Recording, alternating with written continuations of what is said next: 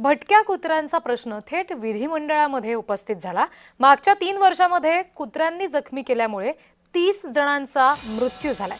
सार्वजनिक ठिकाणी कुत्र्यांना खाऊ घालण्यावर बंदी घालण्यासंदर्भातला सुद्धा मुद्दा पुढे आलेला आहे। अहिल्यानगर, वसई विरार, सांगली, भिवंडी, रायगड, जालना आणि मुंबईमध्ये या सर्वाधिक घटना घडल्यात। 2021 ते 23 या दरम्यान कुत्र्यांच्या हल्ल्यामध्ये रेबीजने 30 जणांचा मृत्यू झालाय आणि भटक्या कुत्र्यांकडून हल्ले होण्याच्या घटना आता वाढत चाललेल्या आहेत। ही गोष्ट लक्षात घेऊन सार्वजनिक ठिकाणी कुत्र्यांना खाऊ घालण्यावर बंदी घालावी, त्याचबरोबर नसबंदी आणि लसीकरण करण्याच्या सर्वोच्च न्यायालयाच्या आदेशांचं पालन करण्याच्या स्थानिक प्रशासनाला सूचना दिल्या गेल्यात। या संदर्भात आपण आणखी तपशील घेणार आहोत। प्रतिनिधी महेंद्र जोईल सध्या आपल्याशी जोडले गेलेले आहेत त्यांच्याकडून। महेंद्र, या सगळ्या संदर्भात कशा पद्धतीने अंमलबजावणी होताना दिसते सूचनांची?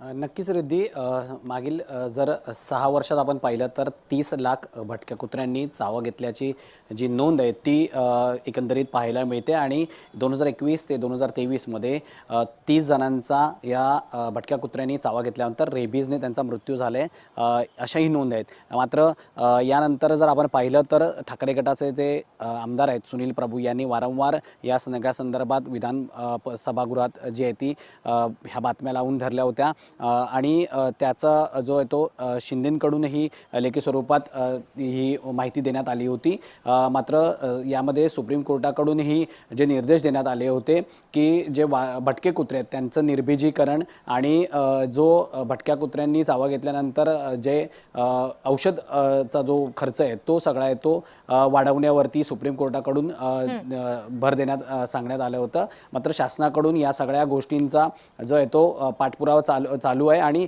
शासन या सगळ्या गोष्टींची गंभीर अशी दखल घेत आहे। कारण मुंबई असेल, नागपूर असेल, पुणे असेल अशा शहरी भागात भटक्या कुत्र्यांना जे आहे ते खाणं पिणं घालणं या सगळ्या गोष्टी वारंवार पुढे येत आहेत। त्यामुळे भटके कुत्रे हे लोकांना चावतायत आणि त्याचा त्रास आहे तो स्थानिकांना पाहायला मिळतो। त्यामुळे या सगळ्या गोष्टींवरती सरकारकडून सांगण्यात आलेली माहिती जी अशी आहे ती या सगळ्या गोष्टी आहेत ज्या भटक्या कुत्र्यांना निर्बीजीकरण असेल किंवा त्यांच्या जे रेबीजवरती जे औषध आहे त्यावरती भर देण्यात येतोय। जी निश्चित। महेंद्र, तुम्ही आमच्याशी असेच जोडलेले राहा।